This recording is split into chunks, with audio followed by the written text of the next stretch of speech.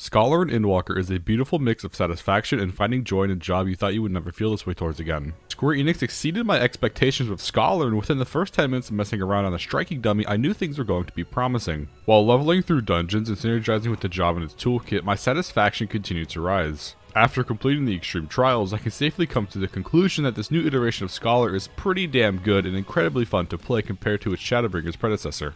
But with that being said, there are still some issues with the job and it's not perfect by any means. I want to mention briefly that this video is sponsored by Temperance, a Discord for healing guides and healer optimization discussions. Myself and other top-end healers frequent the server, so if you have any questions or just want to chat, come on by. The Discord also hosts a variety of competitive and social PvE events in Final Fantasy XIV, ranging from hardcore PvE events to clearing Savage and Ultimate turns for different charities. If you enjoy this video and you want to join, I've linked the Discord in the description. I'll see you there. In this video, we will have two sections splitting the changes and actions I think are great and going over the parts of the job that I find concerning. Let's start off with the big talking point, the Fairy. With Endwalker, the Fairy is undoubtedly more responsive. The first thing I did when I logged on was test it by spamming Whispering Dawn, Fey Illumination, Fey Blessing, and Fey Union, all of which execute more reliably now. However, it is not perfect because ghosting is still in fact a thing. Although less likely to happen, as I was using skills at 1 second left on Seraph and they still apply due to how fast the AI registers the skill being used, this means the only way you'll ghost abilities is if you use them within the same weave of using Seraph or use them right as Seraph is disappearing. This is so much better than the previous iteration where certain Fairy abilities could take multiple seconds to register, making ghosting more likely to happen. The Fairy can also get a little bit weird if you spam Fairy abilities back to back to back, though this is kind of rare. Fairy potency also got neutralized pretty heavily, and though I don't know for certain if it's better than the Mediator version, it's probably at 95% or higher still, which is better compared to the 70-ish% scaling in Shadowbringers. Pet potency isn't necessarily bad though, because pet potency is not subject to weakness and brink of death reduction effects. Whispering Dawn, Fey Blessing, Consolation, Embrace, Seraphic Veil, and Fey Union not suffering from these reductions means Scholar still having pet potency is a boon and not a disadvantage as long as it stays the same. Before moving on real fast, I want to mention Fey Blessing also got its gauge cost removed, meaning it's now a skill that you can use freely without any restrictions. I actually use this ability a fair amount of times in the new dungeons as a single target heal on the tank during trash packs or bosses.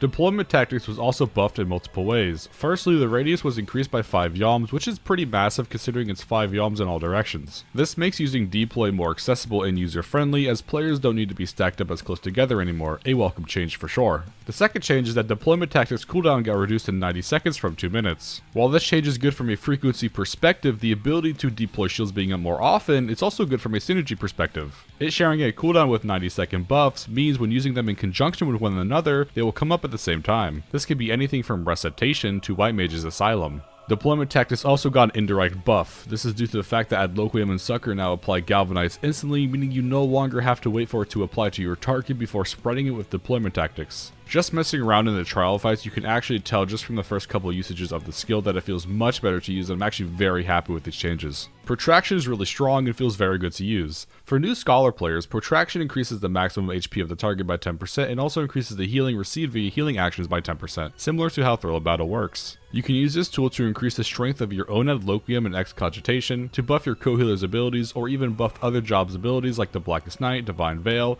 Heart of Corundum, or even the Summoner's Rekindle. The increase in HP also serves as effective mitigation. While leveling, I use this tool constantly due to its low recast and powerful buffing attributes, and once unlocked with every single Excogitation and Adloquium I used, Protraction was right there beside it to increase the potency. The skill is very accessible and easy to use, and I think players are going to adore this ability. Expedient is also just as strong as I thought it would be. Expedient increases your movement speed to sprint levels while also applying a 10% mitigation effect for 20 seconds. This ability is a very good progression tool, and I used it multiple times throughout my leveling experience for my team when learning mechanics from dungeon bosses to trial mechanics. For example, there was a fun little mechanic in the first boss of the level 89 dungeon where I used it for my team to learn the timing and positioning of a mechanic. I also used it in the 2 new trials to give my team more room for error for certain mechanics, which I will not spoil. All this being said, Expedient however does not come without its faults. Due to the combination of the mitigation and movement speed increase effect, you'll have to pick between the two, unless the situation arises where you can utilize both simultaneously. In progression, you may opt to use it mainly for the movement speed effect, and on farm you'll mainly employ its defensive effect. This skill is honestly really good, and I'm looking forward to seeing what it can do in the Savage and Ultimate encounters with this expansion.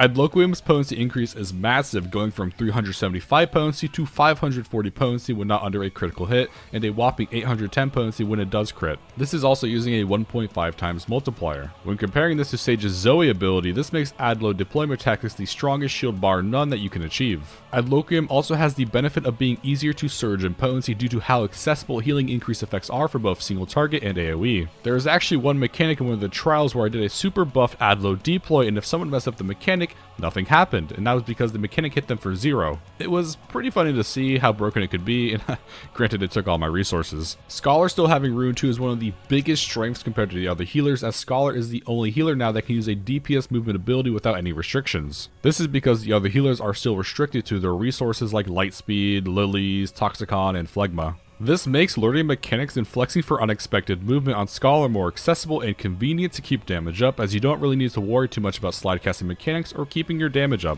Can't count on my hand how many times using Rune 2 to learn to complete a mechanic wasn't advantageous and safer than trying to slide cast or just ignore casting in general to focus on the mechanic to learn it faster. Art of War 2 is nice. There's nothing gameplay changing as it's just your standard AoE skill, but I'm glad we don't have the PvP skill animation anymore. The ability itself got a substantial increase in potency, going from a 30 potency difference between Broil 3 and Art of War 1 to a 65 potency difference in Broil 4 and Art of War 2. Art of War 2 also has the benefit of being instacast and in a radius around you, meaning it can be weaved freely when used during trash pulls or encounters, and it can be used while the tank is still pulling in dungeons to get a head start on killing mobs. Aetherflow also had its MP regeneration increased to 20% from 10%. This is to compensate for the removal of the 5% MP restoration energy drain had attached to it. I'm pretty neutral on this change. On one hand, it's very good for progression or environments where you're using your Aetherflow more on healing. On the other hand, you're actually regenerating less MP than you normally would using all your Aetherflow on energy drains. This also reduces the capabilities of recovering MP with Dissipation, which we will divulge into later. Last but certainly not least, we have the core change that brings all of this together. The cast time reduction on all healers to 1.5 seconds. This change affected Scholar the most, as the change itself synergizes with Scholar's old weakness of having very little free weave space and every weave costing you 80 potency due to you forcing a Rune 2, unless it was under Biolysis, which was paired on the already taxing cost of energy drain. With the change to cast time, you can now weave a multitude of different healing abilities freely without worrying about losing damage. Whispering Dawn, Fey Illumination, Fey Blessing, Fey Union, Seraphic Constellation, Recitation, Indomitability, and Excogitation, Expedient, and Protraction are the abilities you will use before using Sacred Soil, Lustrate, Non-Recitation, Indomitability, and Excogitation, and your GCD heals. Now let's get into the things that still concern me a little bit. Starting off with the new Seraph Consolidation. Seraph and Constellation are now combined into the same button, but due to the way SE coded it, there's a 1 second cooldown after the use of Seraph. This means you can't press Constellation right away anymore without clipping very slightly, even at lower ping levels. Because of this change, it can make Constellation feel somewhat clunkier in situations where you want to press it right away, giving us a tad less bit control over the ability. Ghosting abilities also still exist, as if you use an ability right before you go into Seraph, it will still be overwritten by the summon. On the bright side, due to the way the pet AI works, you can now use Constellation at the very end of the timer, and Constellation will still usually register. Dissipation, while still being very strong, did take a small hit in Endwalker.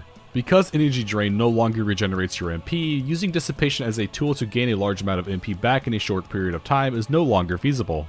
This means Dissipation is primarily an Aetherflow recovery and damage tool. Dissipation also increases your healing magic potency by 20%, but still only affects your 3 GCD heals. Quite honestly, I'm disappointed to see this hasn't been changed to affect all healing and instead receiving a nerf to their healing increase to something like 10%. Changing it this way would make it synergize much better with Scholar's overall healing kit, while making it feel like this ability isn't fighting against you due to the loss of one of your main healing kits, the Fairy. Now that Aetherflow is also no longer tied to your Biolysis windows, using Dissipation as an MP management tool by using it before Aetherflow in the opener is a more accessible option. Embrace and Seraphic Veil still target players at random, meaning you have no control over who gets picked. This can lead to some varying accuracy levels, as you generally only want these two abilities to target tanks. But tanks will only be targeted at worst 20% of the time, and at best 50%, making the skill virtually unreliable. I understand why they don't want a targeted Embrace, but it's almost necessary with the formula they use. Another solution would be only to make it target the person with enmity while in combat. This will give you less control over single target healing other party members, but will make sustaining healing on the tank more reliable, which is more beneficial in my book. Overall, there aren't really that many issues with Scholar itself, and I was actually pleasantly surprised with how well the job feels to play. Scholar is a strong barrier healer with an emphasis on heavy mitigation while also having the benefit of strong heals from the fairy. It has a healing tool for almost every scenario, making it a very well-rounded healer for any content you choose to do. Its biggest weakness is that it has no healing power to fall back on when all of its resources are depleted, so knowing how to use and manage your resources proactively is very important. This was a job that I didn't feel needed much work going into Endwalker, and honestly, compared to the Mediator version, I am pleasantly surprised with how it came out. My expectations were actually surpassed, as I wasn't expecting the fairy to be as responsive as it is, and that changes the whole job completely for me. I'm confident that scholars who enjoyed it in Shadowbringers or those who wanted some sense of fluidity back will enjoy this iteration greatly. As an end note, I'm currently leveling Sage and will be working on putting that video out in the coming days. Thanks for watching, I'll see you in the next one. Peace!